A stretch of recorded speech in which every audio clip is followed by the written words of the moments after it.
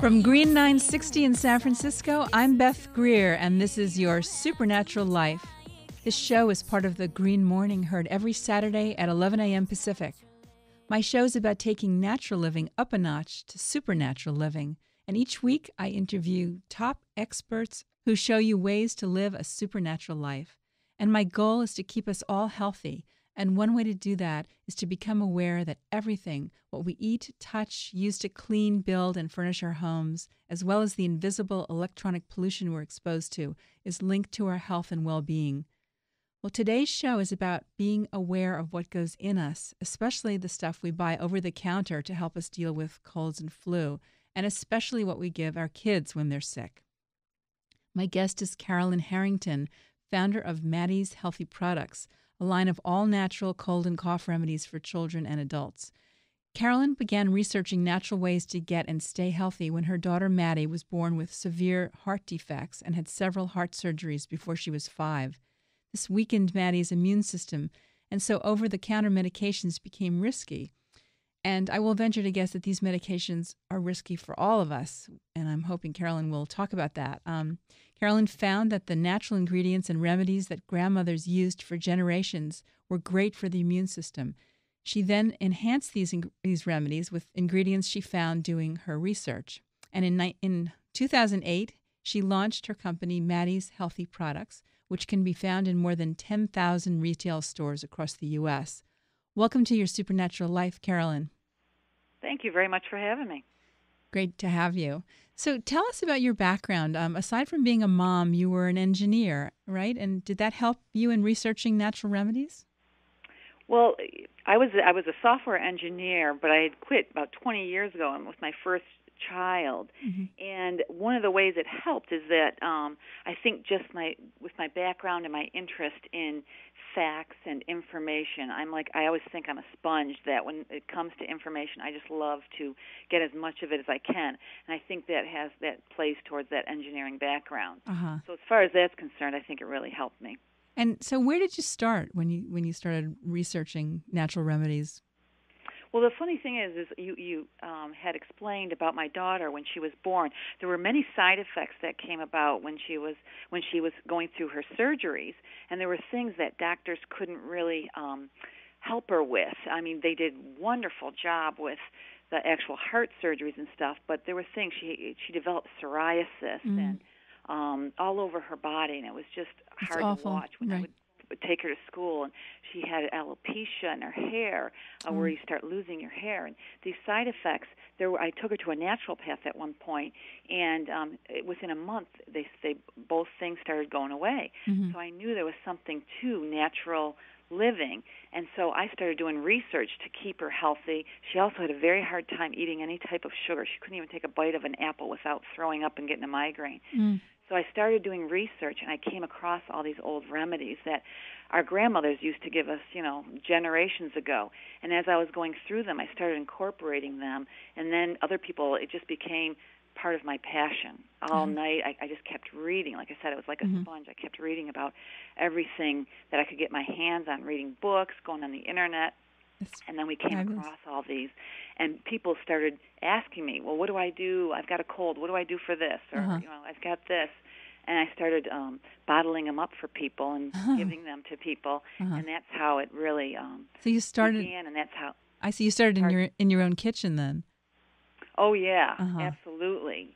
And with my own kids, I think a lot of times my kids would it's one way to keep your kids from getting sick. Every time they get sick, they'd be like, Mom, I'd give them something, and, a concoction of some sort. Garlic's wonderful for people when they're sick. I'd put some in orange juice or something like that and give it to one of my kids, and they'd have to drink that. So it was things like that. And so what? And so, but now the focus of your company is on cold and cough remedies. So why did you focus on that in particular? The reason why we focused on that was it was kind of the perfect storm. We had one of the most well-known home remedies is whenever someone gets a cough, they use honey, lemon, and everybody says whiskey, and of course that's not politically correct anymore, so we replaced the whiskey with apple cider vinegar. But that's a very common, everybody knew of it, so it was an easy one. It had a base. We already knew that it worked. because of it was just such a tradition. And then it was the perfect storm at the time when we were decided to do this. All the bad press about over-the-counter cough and cold medicines were coming out. So between those two aspects, we said, okay, that's the one we're going to go with. Well, talk a little bit about the bad press about the over-the-counter cough and cold remedies. What, how bad are they?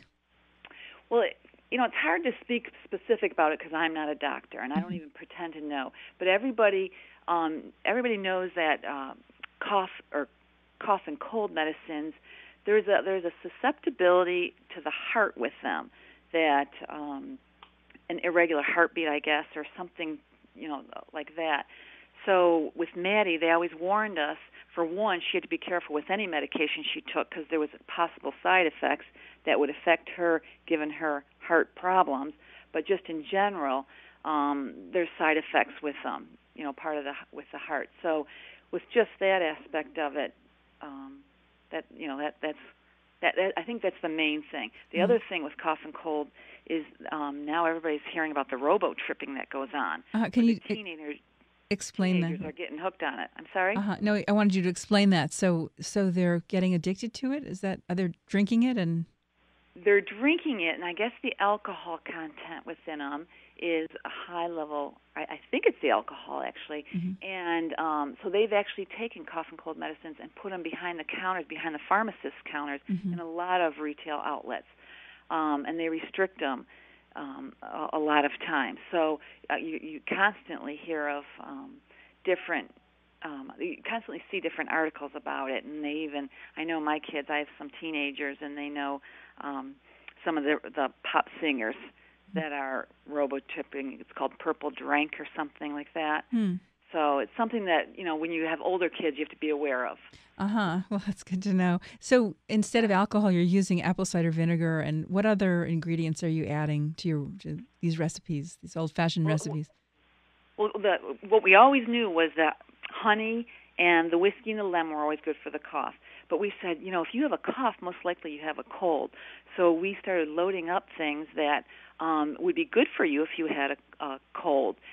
Celtic sea salt. It's an all-natural sea salt that naturally neutralizes toxins, and it, a lot of trace minerals in it. Zinc gluconate, I think it's very popular with some other products that it shortens. It's been clinically proven to shorten the duration of cold, and it also provides immune support. Cinnamon has traditionally been used for coughs and colds from many, many years ago. Lemon balm is an antispasmodic and has a calming effect on anybody with a cough or cold. Cayenne pepper is an absolutely wonderful spice that increases circulation. So that would be good for anybody taking anything that's natural, because it actually will help push things through your system. So when you take something such as the cough syrup, it'll actually help it get through your system even quicker. I see. And your remedies, in other words, it's much better to take something like that you formulated that's all synergistically active, rather than going to the store and just buying, say, a lemon balm tincture or some putting some cayenne pepper in water and adding honey to it. I mean, yours are more, they're more powerful, more synergistic, would you say? Well, I don't know about more powerful per se, but people can certainly go out and buy all these ingredients separately, but it would be very expensive. I mean, lemon balm is not very cheap, and you just need just such a small amount that I always tell people it's like making cookies. You can make them from scratch, or you can buy a pre-made package to do them, and it's kind of the convenience of doing it with this. We've tested with muscle testing. That's how we kind of determine which different elements or ingredients go into this cough syrup. So we've kind of determined which ones, and it's just a convenience factor as far as getting Celtic sea salt. A lot of people don't have that. Zinc gluconate, you don't typically have that right at your disposal. So this is just kind of a convenience for you. Interesting. And do you work with a chemist? We have someone that manufactures our cough syrups, because with all the FDA regulations, we couldn't make it out of our kitchen anymore. And the people that manufacture it, the company that manufactures it, has a chemist on hand that we can always call and we use as a consultant. So, Absolutely. so you're, as I said earlier, you're in more than 10,000 retail stores. That's phenomenal. So, look, where would Thank most you. people, where can they find your products? Well, nationally, we're in Rite Aid, so that's one that's national. Hmm. Out in California, there are some Ralphs. Safeway is out there. I'm trying to think of other stores out in that And area. does Whole Foods sell your products? They do not. We have not been able to get it into Whole Foods as of yet. Uh huh. Hopefully, in the near future, it will be. I think it's a great fit for them, and Yeah. um, yeah, we're hoping. Right. Well, good luck with that. Yeah. So just tell us a little bit about the products that you do have. I know you've got the cough syrup made with honey, and you have a baby chest rub now. We have a new baby chest rub. Yes, we're excited about this one because with the baby chest rub, it's petroleum and menthol free, and we're just the menthol is kind of, there's been problems that with really small children, the babies at the the infants, their nasal passages are so small that menthol increases your mucus flow, and that's why everybody loves that menthol when you're sick. But for small children or small babies, that when they have that nasal passage that's so thin, sometimes it can be too much, and they've had some complications with that. So this is actually menthol free, Hmm. and people that have been using it have loved this product because it just kind of calms and soothes them. That's And a lot fantastic. of people have actually put it on the bottoms of their foot, and it's actually works wonderful there. It's kind of a homegrown secret out there. I don't know if it's a secret, but a homegrown way of doing it that it's very popular. I've never tried it myself per se, but everybody says put it on the bottom of your feet, and it really works well for helping with coughs and just relaxing and helping them go to Interesting. sleep. We're going to take a short break, and when we come back, let's talk about more things that relate to children and health overall with using natural products. So we'll be right back. Great.